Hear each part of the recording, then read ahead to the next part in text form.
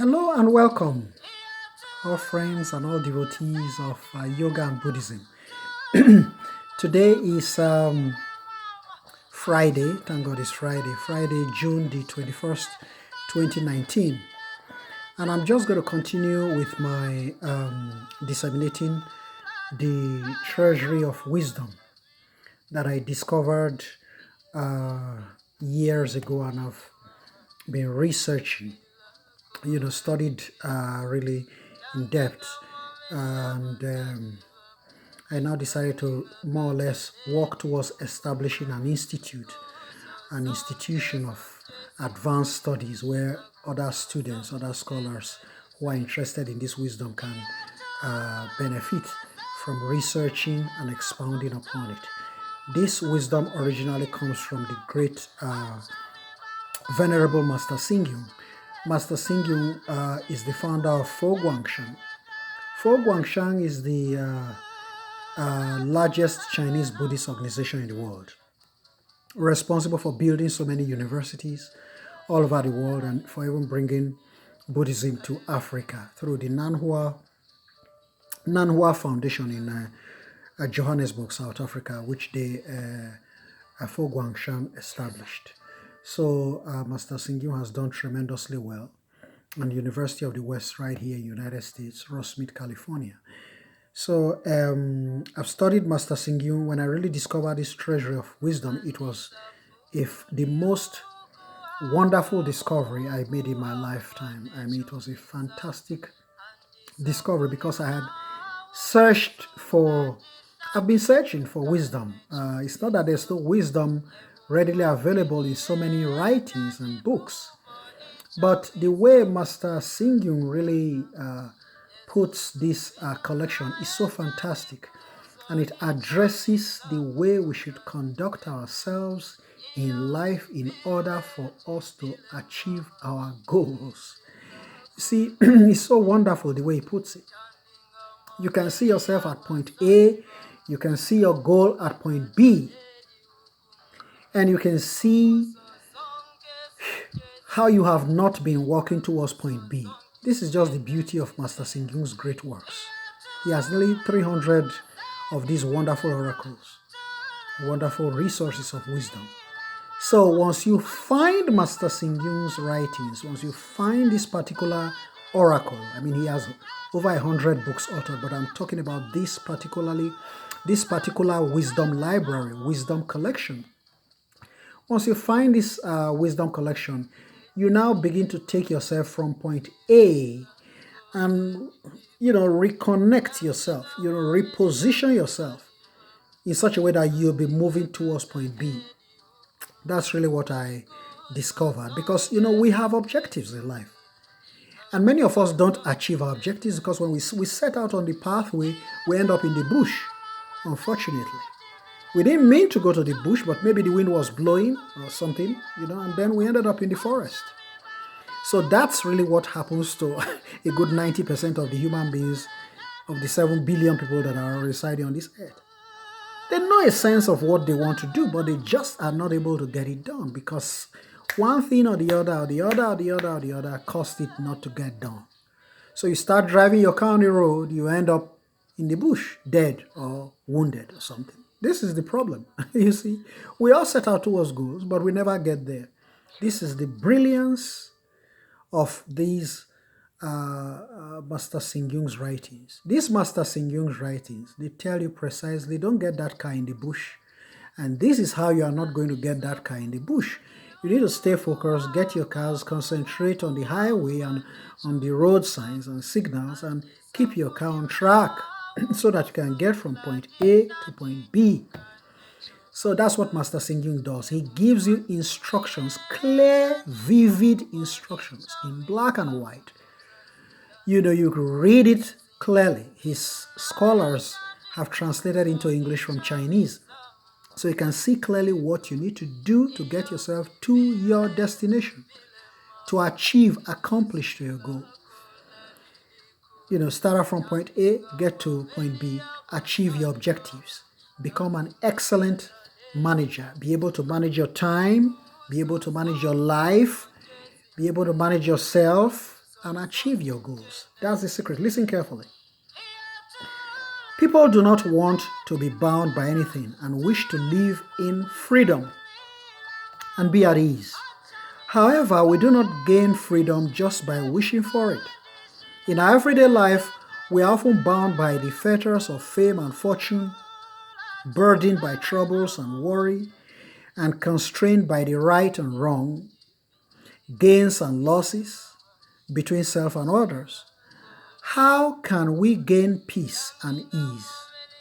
Being bound is not necessarily the result of external circumstances or other people. It comes from within our own minds, for we bind ourselves. Therefore, the real question is, how can we liberate ourselves? How can we free ourselves?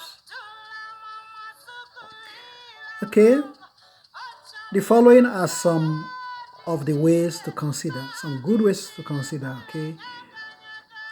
Guys, you need to, have your pen and your paper handy. We're going to do some writing now, okay?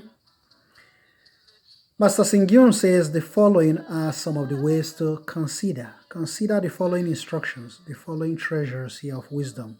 1. Let go of honor and disgrace. Honor is something everyone seeks. However, some people end up disgracing themselves in the pursuit of glory. Others may indulge in their momentary glory and achieve nothing in the end. Therefore, when honor arrives, we should not be swayed by it.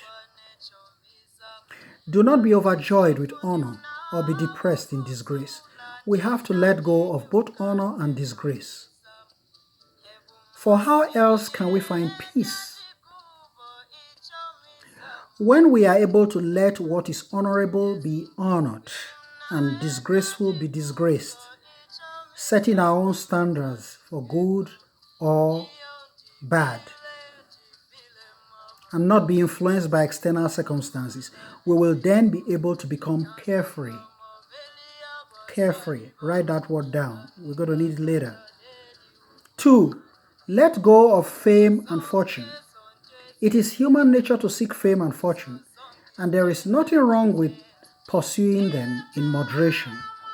However, if the focus of our life is only on fame and fortune, we will find ourselves bound by them, bound by fame and fortune. For instance, we might watch the stock market closely every day, with our every emotion hanging on the rise and fall of stock prices. Worse still, we may be busying ourselves all day long, latching onto others to carry favors with the hope of making big money and gaining celebrity status. The result, unfortunately, may not always be success in either, as we only end up being bound by the fetters of fame and fortune. Therefore, we need to let go of them, both in order to live a carefree life. We need to let go of them both in order to live a carefree life. See, we need to live a carefree life. That's what Master Singyun is saying. You don't have to carry the whole world on your head, guys. We know what will happen if we do. We are intelligent people. Why should I carry the whole world on my head and all the problems and troubles that I'm not responsible for? If you carry the whole world on your head, you will die. And when you die, the world will continue without you. This is the secret. This is wisdom. Right? I can't even carry a building or a car on my head. If I do, I die. See, we human beings, we are pretty flimsy, right? You couldn't carry a car on your head. You couldn't carry your house, your home on your head. So this is what Buddha is saying. Lighten the load. Don't try to carry the burdens, the sufferings, or the issues universal on your head. Don't do that. If you do, you will perish, and the world just moves on. Okay, one person perishing doesn't mean anything to 7 billion people, right? So you have to care for yourself. That's what Buddha means by being carefree. Okay, Don't carry the cares and the concerns of the world upon yourself. If you do, you perish. Okay, 3. Let go of gain and loss. Gain and loss. That's a big warning also. Gain and loss. We are so concerned about our losses and our gains sometimes, right? Don't concern yourself about gain and loss. The Buddha wants. It's not a good concern. Let go of gain and loss, Master Singyun writes. Life is full of gains and losses anyway. Yet in terms of the two, we often lose something in what we gain and gain something in what we lose. They are no absolute categories. However, some people take them too seriously and start calculating and bickering over them. They find it hard to accept even a small disadvantage, and at the same time are not necessarily happy at gaining something. In the end, they keep adding to their burden all the time and carry an intangible but heavy load. Intangible but heavy load due to their concern over gain and loss. Consequently, in seeking spiritual liberation, we must let go of our attachment to gain and loss. Consequently, in seeking spiritual liberation, that freedom you seek to be able to get to your goal,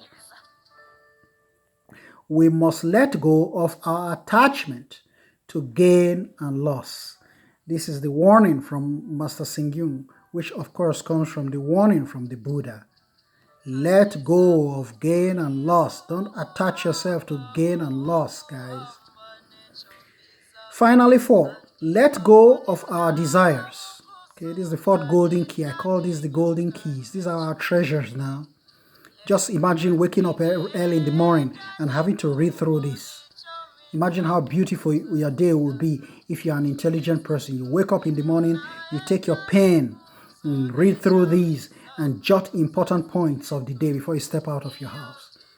Just imagine the brilliance of this practice. Let go of our desires. In our daily lives, we can hardly depart from the pursuit of the 5 desires for money, sex, fame, food, and sleep. In order to satisfy our desires, we work hard every day, running this way and that. However, desires are like bottomless pit which cannot be filled. Desires are like bottomless pit which cannot be filled, guys. Therefore, people often become slaves to their desires without even realizing it. They weigh themselves down with numerous matters because of their cravings.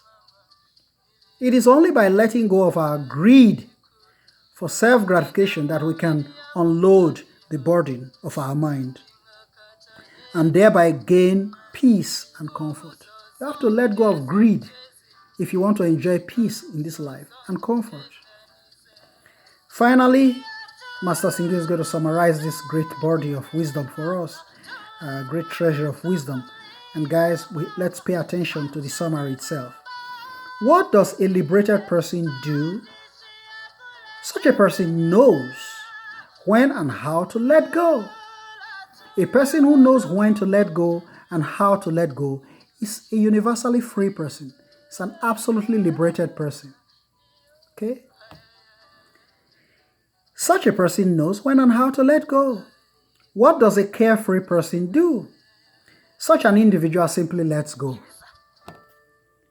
When we let go of the load weighing upon our heart, we can be liberated. Like a suitcase, we pick it up when we need it. And when we no longer have use for it, we put it away. If we carry it with us all the time, it will become a burden. I'd like to add one more point to conclude what Master Singyun is saying. It will become a burden. I like to add this finally, a deadly burden. A deadly burden. Okay? So, don't carry the weight of the world on your head. It becomes serious weight and it's going to kill you. Don't put the troubles of the world on your head. The world is big. It's 7 billion humans. So, Buddhism teaches us to try to lighten our hearts so that life becomes easy, right? Easy, and we begin to achieve our goals. Don't carry the whole world on your head. Lighten up troubles, lighten up burdens. Don't carry too much on your head. Don't want to remember too much. Don't take the troubles of everybody to yourself. Otherwise, we are human beings. We are living beings. We are mortal beings. We can die. Human beings have life. Life can end quickly. Life is very light. So, do not carry the troubles of the world on your head. That's what the Buddha is saying. Release the troubles of life. Let go the burdens of the world. You are not the cause. Let them go. Don't try to carry the troubles of the world on your head. If you do, you will perish. We are perishable beings. You have to preserve yourself by following these instructions. Don't take the troubles of everybody on your head. Buddha doesn't want you to do that. So we must learn to lighten our troubles. Okay? The Bible says, his yoke is easy and his burden is light. That's what Jesus Christ says. Right? You have to ease up the burden. Don't try to kill yourself with carrying the whole world on your head. Nothing to benefit. Human beings, we just have life. Our life is so small and so light. So we have to treasure ourselves. We have to preserve ourselves well. Do not, it's a warning, guys. Write it down, highlight it. Do not take the troubles of the world on yourself. Do not carry the burden of the world on your head. Be mindful of these facts. It's not wisdom to do so. There is no wisdom in taking another person's burden, 7 billion people's burden, putting it on your head. Read this wisdom, follow the wisdom, lighten up. Just as the Buddha did, Master Singyung has done, we are now doing. I'm now trying to follow. I'm a follower myself. And I'm now instructing you so that you can follow likewise. Keep it light. Keep it easy. Don't weigh yourself down with troubles of the world. Not even your spouse. Not even your child.